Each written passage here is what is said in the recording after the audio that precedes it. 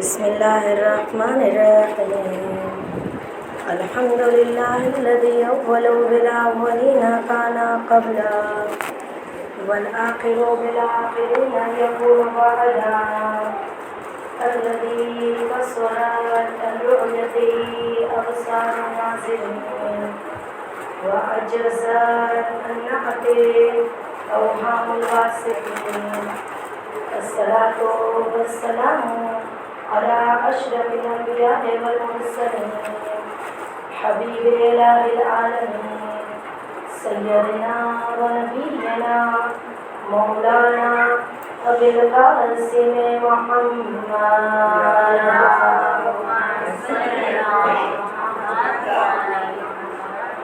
سيما بقية الله في الأرض لعنة الله على أعدائهم أجمعين بسم الله الرحمن الرحيم اللهم صل وسلم وزد وبارك على صاحب دعوة النبوية والصولة الحيدرية والعصمة الفاطمية والحلم الحسنية والشجاعة الحسينية والعبادة السجارية والمقاصد الباقرية والآثار الجعفرية والعلوم الكازمية والحجج الرضوية والجود الترقوية والنقابة الناقرية والحيبة العسكرية القائم بالمقام اللهم صل على محمد وآل محمد عجل فرجهم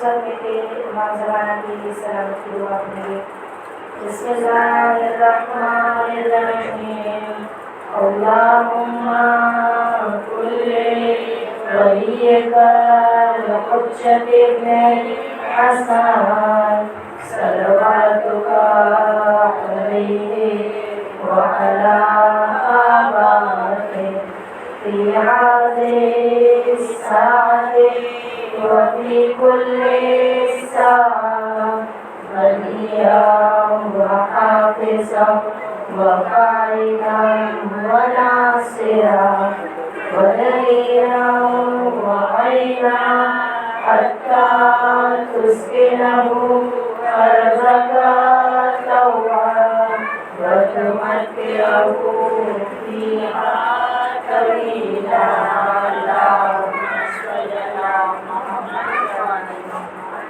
وعلى فقد قال الله تبارك وتعالى في كتابه المجيد وفرقانه الحميد وقوله الحق بسم الله الرحمن الرحيم قل إن كنتم تحبون الله فاتبعوني يحببكم الله ويغفر لكم ذنوبكم والله غفور رحيم فقد قال قل لا أسألكم عليه أجرا إلا المودة في القربى فقد قال رسول الله صلى الله عليه وآله وسلم إن لقتل الحسين حرارة في قلوب المؤمنين لا تبردوا أبدا حاضرین عزیز السلام علیکم ورحمۃ اللہ وبرکاتہ وعلیکم السلام ورحمۃ اللہ وبرکاتہ میری عزیز ماں بہنیں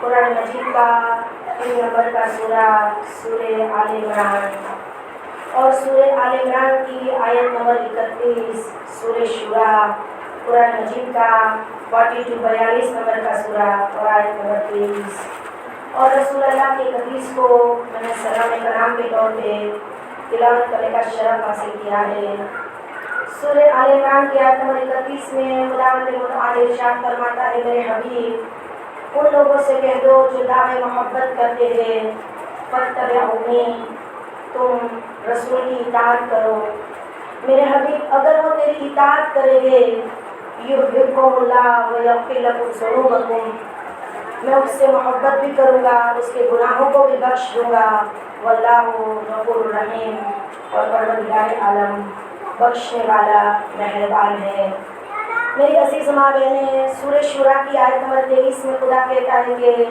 میرے حبیب اجر رسالت کے طور پہ لوگوں سے کہہ دو مجھے کچھ نہیں چاہیے علاوہ یہ کہ میری اہل بیت سے محبت کرو۔ سب سے پہلے تو اہل بیت کی محبت کچھ مطالبے کرتی ہے، کچھ چاہتی ہے، ہم سے اور آپ سے کچھ ڈیمانڈ ہے۔ اگر محب اہل بیت ہم بننا چاہتے ہیں، اللہ کے رسول کہتے ہیں کہ محب اہل بیت میں 20 خصال پائے جاتے ہیں۔ اسی طرح محب اہل بیت کو دنیا اور آخرت کی کامیابی کی بشارت نہیں دی گئی، اسی طرح محب اہل بیت کو جنت کی بشارت نہیں دی گئی، بلکہ جو محب اہل بیت ہوتا ہے اس میں دنیا میں 20 خصال پائے جاتے ہیں، 10 خصلتیں دنیا میں پائی جاتی ہے اور 10 فیسلٹیز، 10 فضیلتیں، 10 خوبیاں خدا اسے محشر کے میدان میں عنایت کرے گا۔ ہمارا اس سال کے عشر اولیٰ کا جو موضوع ہے، محب اہل بیت کو قیامت کے میدان میں کون کون سی فیسلٹی دی جائے گی، کون کون سی فضیلتیں دی جائے گی، کون کون سی سہولتیں دی جائے گی، کون کون سی عظمتیں عنایت کی جائے گی، کون کون سی کرامات محب اہل بیت میں پائی جائے گی۔ تو میری عزیز ماں بہنیں، مسلسل ہماری گفتگو روزانہ ایک ایک فضیلت پر ہو رہی ہے۔ ہم نے جہاں پر یہ بات کی، کل تک ہماری گفتگو 8 فضیلتوں تک پہنچی تھی۔ میری عزیز ماں بہنیں، آج چونکہ ہماری گفتگو 9ویں مرحلے میں داخل ہونے جا رہی ہے، لہٰذا آج کی مجلس میں ہم محب اہل بیت کو قیامت کے میدان میں ملنے والی 9ویں فضیلت پہ بات کریں تو اللہ کے رسول کہتے ہیں کہ قیامت کے میدان میں محب اہل بیت کا چہرہ سفیدی کی طرح سے چمکدار ہوگا، سفید ہوگا، اس طرح سے چمکدار ہوگا کہ میدان محشر میں قرآن مجید بھی کہتا ہے، سورہ عبس کی آیت نمبر 38 اور 39، 38 اور 49 نمبر کی آیت قرآن مجید میں بھی خدا کہتا ہے، وجوہ یومئذ مستبصرہ ضاحکۃ مستبشرہ۔ یہ وہ لوگ ہوں گے کہ قرآن کہتا ہے کہ محب اہل بیت قیامت کے میدان میں نہ صرف یہ کہ ان کے چہرے سفید ہوں گے، وجوہ یومئذ مسفرہ، نہ صرف یہ کہ سفید ہوگے، چمکدار ہوگے، بلکہ قرآن کہتا ہے ضاحکۃ مستبشرہ، یہ خندہ ہوگے، مسکراتے ہوگے۔ جبکہ میدان محشر کی کیفیت کیا ہوگی؟ یوم یفر المرء من اخیہ وامہ وابیہ وصاحبتہ وبنیہ۔ قرآن کہتا ہے کہ نہیں، صرف چہرے سفید نہیں ہوگے بلکہ خندہ پیشانی ہوگے، مسکراتے ہوگے، ان کی چہرے پر مسکراہٹ ہوگی، یہ ہنستے ہوئے مسکراتے ہوئے میدان محشر کی 50,000 سال کی منزلوں کو طے کریں گے۔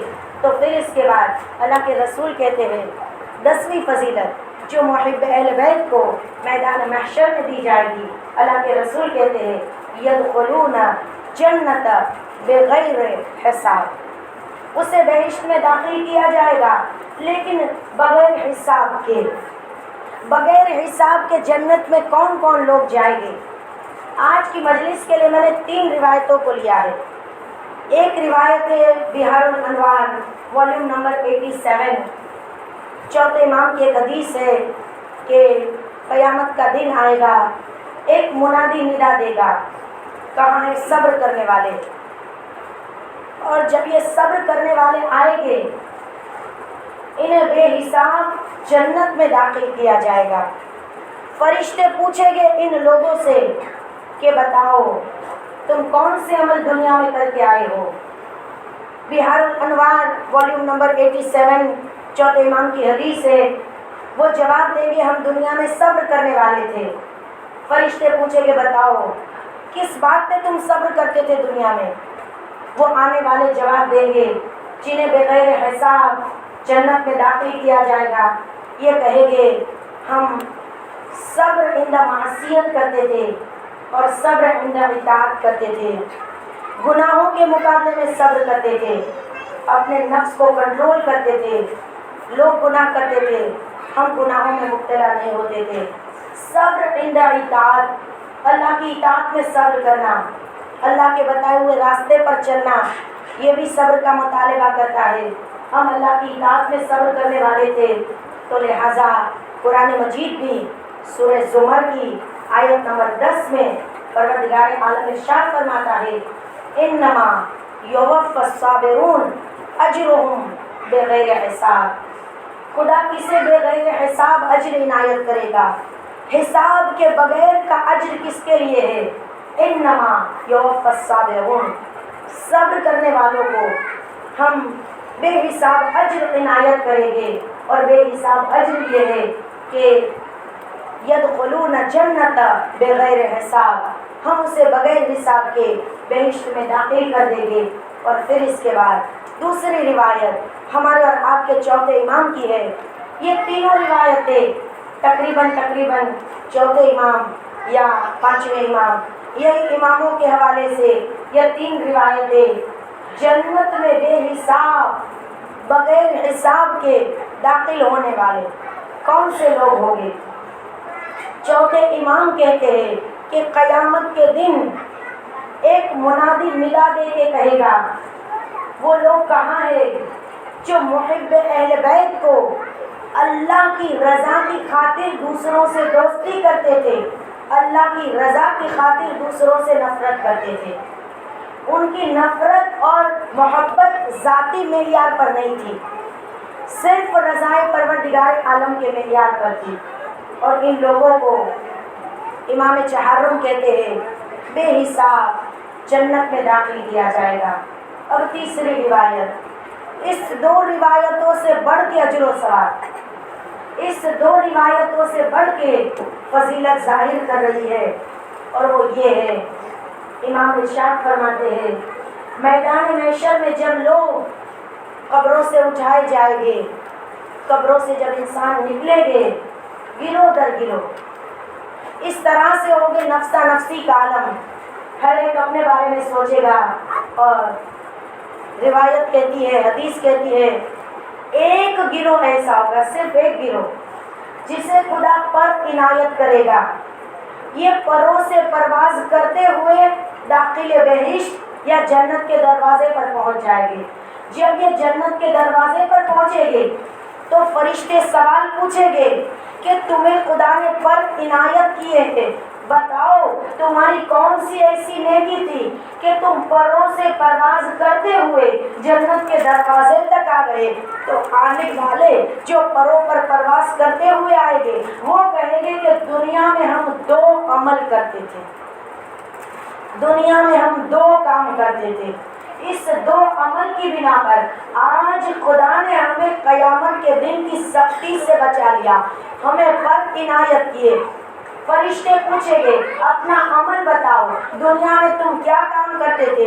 یہ کہے کہ سب سے پہلا عمل جو تھا وہ یہ تھا ہم خلوت میں بھی کبھی گناہ نہیں کرتے تھے، تنہائی میں بھی کبھی گناہ نہیں کرتے تھے، تنہائی میں بھی ہم اللہ سے شرم کرتے تھے. اسی لیے چوتھے امام کی حدیث ہے جس کے اندر چار چیزیں آ جائے خدا اس کے گناہوں کو نیکیوں میں تبدیل کر دیتا ہے. اور وہ چار خصلتیں کون کون سی ہے؟ چوتھے امام کہتے سب سے پہلے تمہارے اندر حیا آ جائے، شرم آ جائے. کس سے حیا کرو؟ لوگوں سے نہیں، خدا سے حیا کرو. کوئی دیکھے نہ دیکھے میرا رب مجھے دیکھ رہا ہے. اور آج معاشرے کا سب سے بڑا مسئلہ یہ ہے ہمارے دلوں سے خدا کا ڈر ختم ہو گیا، قیامت کا عقیدہ یقین ہمارا بہت کمزور ہے. سب دیکھتے ہیں تو ہمیں حیا آتی ہے، خدا سے ہمیں کچھ حیا نہیں آتی، جبکہ وہ ہر لمحہ، ہر گھڑی، ہر مرحلہ مجھے دیکھ رہا ہے. میری عزیز ماں بہنیں، امام چوتھے امام کہتے چار نیکیاں اگر تمہارے پاس ہوگی خدا تمہارے گناہوں کو نیکیوں میں تبدیل کر دے گا. سب سے پہلی تمہارے اندر حیا ہونی چاہیے، شرم ہونی چاہیے. دوسری چیز چوتھے امام کہتے ہیں تمہارا اخلاق اچھا ہونا چاہیے، تم حسن خلق کے مالک ہونے چاہیے. اور تیسری چیز چوتھے امام کہتے ہیں کہ تیسری چیز جو تمہارے اندر ہونی چاہیے وہ شکر ہونا چاہیے۔ قرآن مجید میں بھی خدا کہتا ہے وَلَئِن شَكَرْتُمْ لَأَزِيدَنَّكُمْ وَلَئِن كَفَرْتُمْ إِنَّ عَذَابِي لَشَدِيدٌ۔ شکر کرو گے نعمتوں میں خدا اضافہ کرتا جائے گا۔ یہاں پہ اللہ کے رسول کہتے ہیں، چوتھے امام کہتے ہیں تیسری چیز جو تمہارے اندر ہونی چاہیے، تیسری خصلت وہ یہ ہے کہ تمہارے اندر شکر پایا جانا چاہیے۔ اور چوتھی چیز چوتھے امام کہتے ہیں جو تمہارے اندر چوتھی فضیلت یا چوتھی کوالٹی، چوتھی خوبی تمہارے اندر ہونی چاہیے وہ یہ ہے کہ تم اپنے دل میں خدا کا ڈر رکھو۔ میری عزیز ماں بہنیں، وقت نہیں ہے کہ نہج البلاغہ کے خطبوں کی طرف آگے بڑھے، لیکن آپ دیکھیے نہج البلاغہ کے خطبوں میں امیر المؤمنین اسی بات کا ذکر کرتے ہیں ایھا الناس یا ایھا الذین آمنوا، چاہے وہ انسان ہو چاہے وہ مومن ہو، خدا کا ڈر تمہارے دل میں ہونا چاہیے۔ میری عزیز ماں بہنیں، آئیے واپس پلٹیے۔ جو لوگ جنہیں پر عنایت کیے جائیں گے، پروں سے پرواز کرتے ہوئے جنت کے دروازے پر پہنچ جائیں گے، یدخلون الجنت بغیر حساب، جنہیں بغیر حساب کے بہشت میں داخل کیا جائے گا۔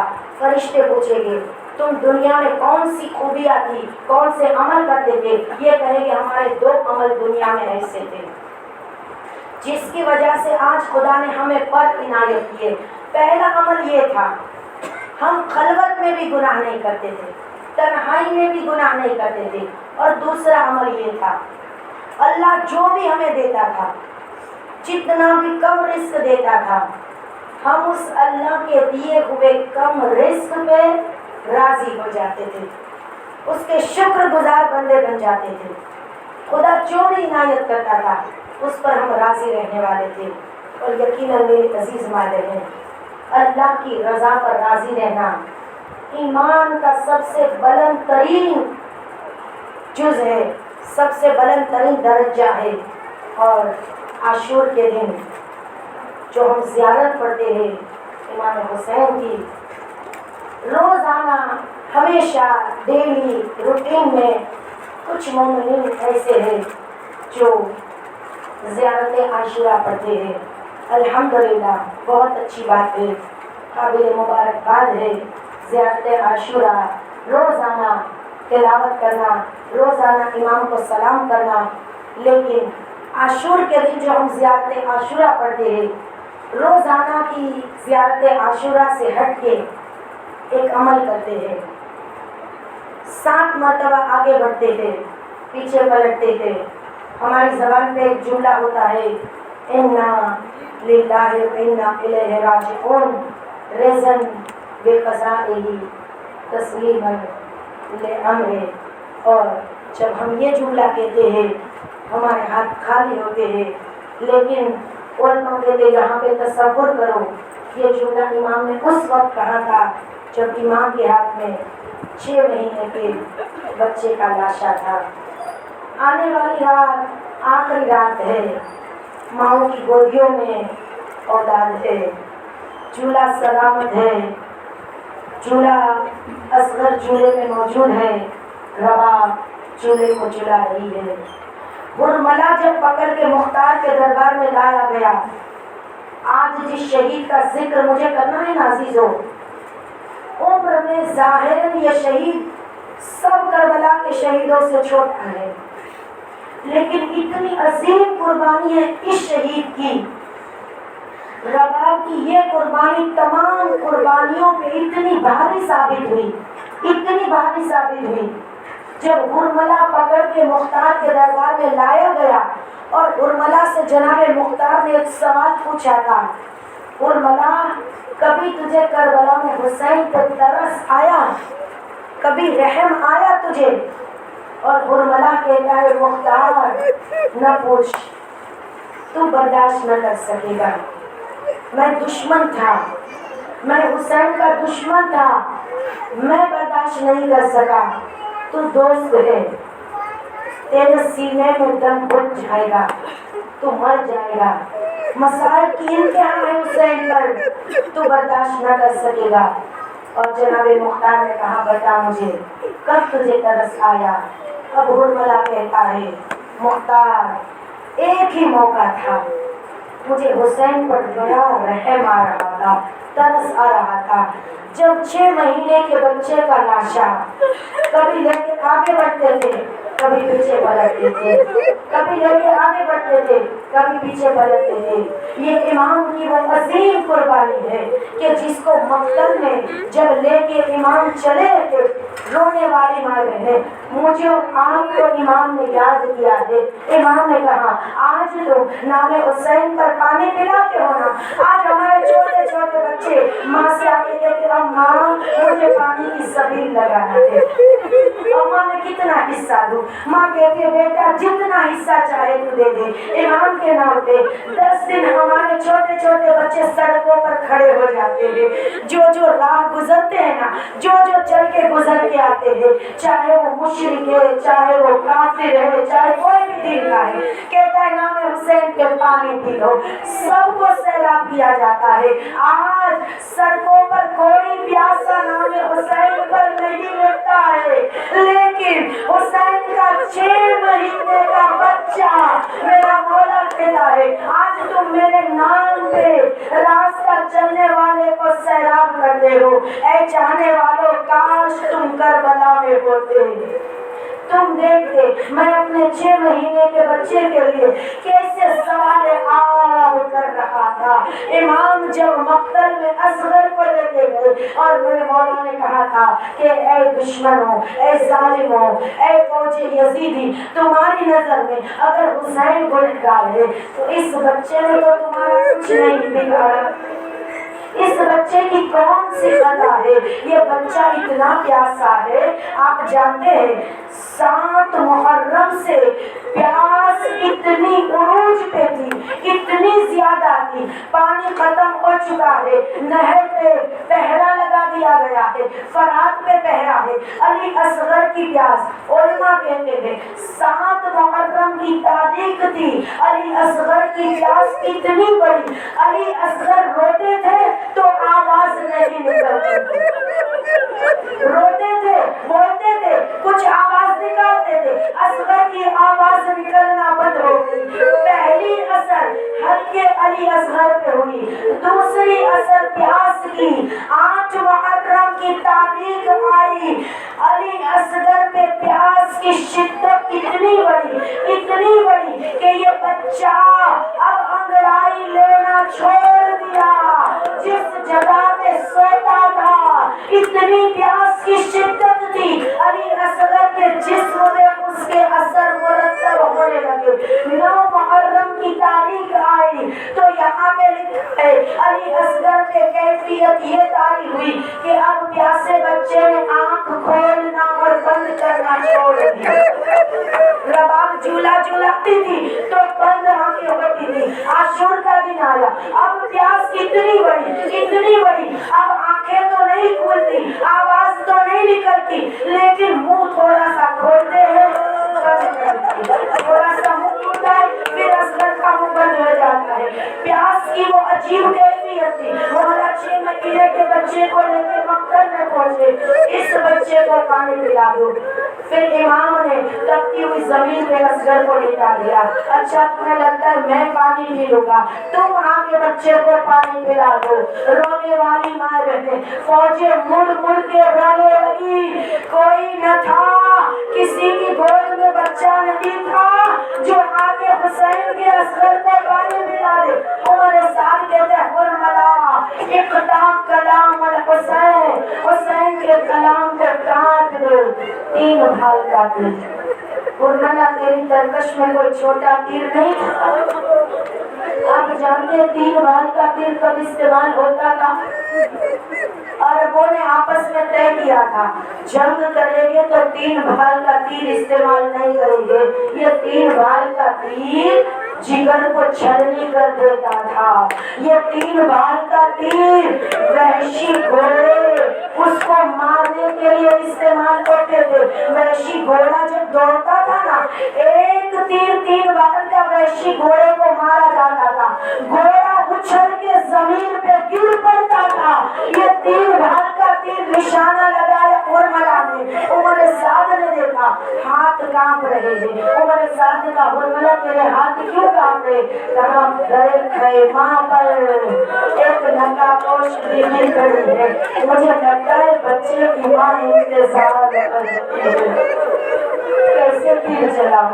ماں انتظار کر رہی ہے. عمر سعد کہتا ہے ارملا جلدی کر, اب جو تیر پھال کا تیر چلا میں کیا بتاؤں. مقتل کہتا ہے جو گھوڑے کو الٹا دے, گھوڑا الٹ کے گر جائے, تیر پھال کا تیر جو وحشی گھوڑے کو گرا دے. اصغر کی کیا حالت ہوئی؟ تیر پھال کا تیر آیا, بچہ باپ کے ہاتھوں پہ الٹ گیا, بچہ الٹ کے رہ گیا. امام نے عبا کے دامن میں اصغر کو لیا, عبا کا دامن اصغر کے اوپر رکھ دیا. کبھی آگے بڑھتے کبھی پیچھے پلٹتے ہیں. ماں مر جائے گی, کیا منہ دکھاؤں, ماں کو کیسے بچے کا لاشا دکھاؤں. رونے والی مائیں بہنیں, اہل سنت کے کچھ عالموں نے کربلا کا مقتل لکھا ہے. اہل سنت کا ایک شخص جو کربلا میں کتاب لکھتا ہے وہ بیان کرتا ہے کربلا میں حسین کے امتحان کی انتہا یہ نہیں تھی کہ اصغر کے گلے میں تیر لگے. اصغر کو لے کے امام در خیمہ پر آئے, لیکن یہ کہتا ہے صبر کی انتہا, صبر کی بلندی یہ تھی. اتنا عظیم امتحان تھا. پشت خیمہ کی جانب حسین بچے کو لے کے گئے, ذوالفقار سے قبر کھولی. اب کیا کرنا ہے؟ قبر میں اصغر کو اتارنا ہے. لیکن یہ اہل سنت کا عالم لکھتا ہے 3 بار حسین نے اصغر کو سینے سے لگایا. 6 مہینے کا بچہ کیسے قبر میں اتارے میرا مولا حسین. قبر میں رکھنا چاہتے تھے, پھر اٹھا لیتے تھے, سینے سے لگا لیتے تھے, پھر اتارنا چاہتے تھے, پھر سینے سے لگا لیتے تھے. 3 مرتبہ میرے مولا نے یہ عمل کیا. اور جب قبر میں اتار چکے حسین علی اصغر کو, اب کیا کرنا تھے؟ ایک ہی کربلا میں شہید کی قبر بنی ہے, اب چاہتے ہیں اس کے جسم پر مٹی ڈالے. پھول سا بدن ہے, کربلا کی گرم ریت ہے, کیسے جگر کے ٹکڑے کو خاک میں چھپا دے. حسین مٹی کو ہاتھ میں لیتے تھے, پھر زمین پہ رکھ دیتے تھے, مٹی کو ہاتھ میں لیتے تھے, پھر زمین پہ رکھ دیتے تھے. اب جیسے ہی فوجیوں سے آواز آئی حسین جلدی کرو, عصر کا وقت قریب آ رہا ہے. اب حسین کو چاہیے بچے کو دفن کرے, لیکن کیسے دفن کرے؟ ایک باپ کا دل ہے نا, قبر میں خدا نہ کرے تو باپ اگر اولاد کو اتارے نا, اتار کے باپ کو ہٹ جانا چاہیے. مکروہ ہے, قریبی رشتے دار مٹی نہ ڈالے, منع ہے, شریعت نے منع کیا. حسین کے بدلے کون مٹی ڈالے اصغر کے جسم پر؟ اب سن سکو گے. امام نے مٹی اٹھائی, علی اصغر کے چھوٹے چھوٹے پیروں پر ڈالی, پہلے پیروں کے پنجوں پر ڈالی, پھر علی اصغر کے پیروں پر ڈالی. آہستہ آہستہ امام نے اصغر کے پیٹ پہ مٹی ڈالی. اب وہ وقت آیا جب چہرے کو خاک میں چھپانا ہے. یہ پھول سا بدن ماں کا مجمع ہے, 6 مہینے کا بچہ کتنا پیار ہوتا ہے. ایک بار امام حسین کس طرح سے اصغر کے چہرے پر مٹی ڈالے. اب وقت کے چہرے کو خاک میں چھپانا. مولا نے مٹی اٹھائی, چہرے پر ڈالنا چاہیے, باپ کا دل نہ مانا. اب سن سکو گے, مقتل کہتا ہے حسین مڑ گئے, قبر سے ایک اور طرف مڑ گئے اور ہاتھ میں مٹی لی, اصغر کے چہرے پر ڈالی, علی اصغر کی قبر بنائی. لیکن آج کربلا کا ایک ہی شہید ایسا ہے جس کی امام نے قبر بنائی, اور وجہ یہ تھی قبر بنے تاکہ سب کے سر جسموں سے کاٹ کے نیزوں پر بلند ہو تو اصغر کا سر بچ جائے. لیکن آج تمام کا لال علی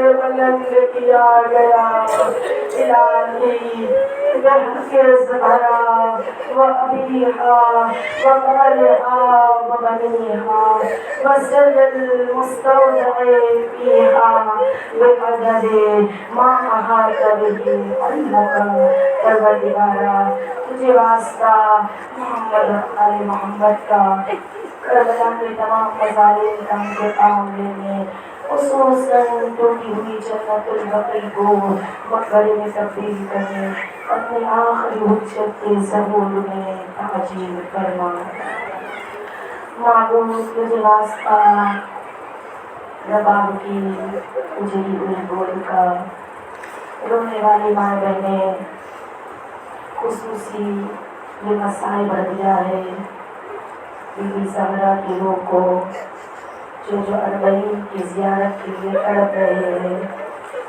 اے بی بی فاطمہ زہرا ہم غریبوں کے پاس آنسوؤں کے علاوہ کوئی اسباب نہیں ہے بی بی اربعین پہ اپنے بیٹے کا زوار ہمیں بنا دیجیے رونے والے ماں بہنیں روتے جائیے زیارت کی دعائیں کرتے جانا کوئی بھی خالی ہاتھ نہیں جائے گا کربلا کے باب المراد کا نام علی اصغر ہے کربلا میں 6 مہینے کا بچہ باب المراد ہے باب الحوائج ہے چھٹے امام کہتے ہیں سب شہید جو مقتل میں گئے اپنے دفاع کا کوئی نہ کوئی سامان لے کے گئے لیکن ایک 6 مہینے کا بچہ تھا جس کے پاس اپنے بچاؤ کے لیے کچھ بھی نہیں تھا عباس گئے لڑنے کی اجازت نہیں ملی ایک نیزہ تھا عباس کے پاس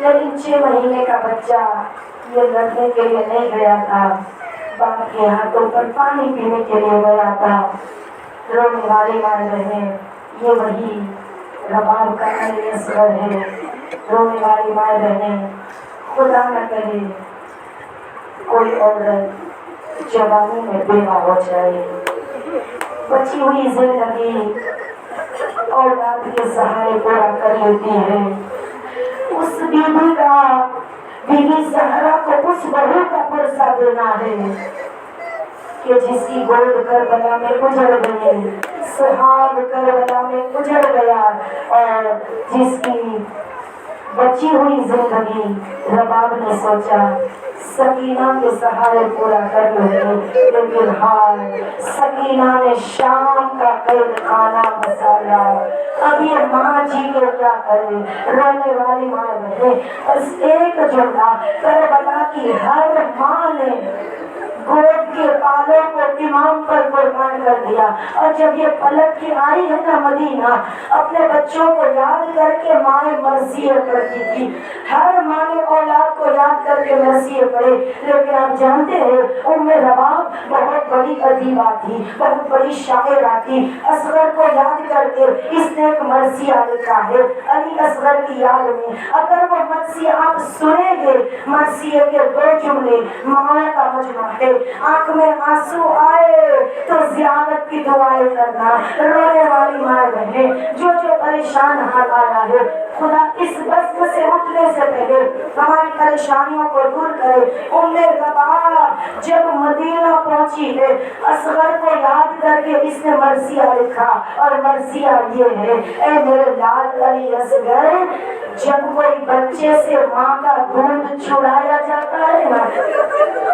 ماں کا مجمع ہے بچہ جب ماں کا دودھ چھوڑتا ہے نا آسانی سے نہیں چھوڑتا پھر کیا کرتے ہیں گھر والے اس کے ناز اٹھاتے ہیں تاکہ بچہ ماں کا دودھ چھوڑ دے رباب کہتی اصغر جب کوئی بچہ ماں کا دودھ چھوڑتا ہے نا گھر والے اس کے ناز اٹھاتے ہیں اصغر تیرا دودھ 3 بار کے تیر سے چھڑایا گیا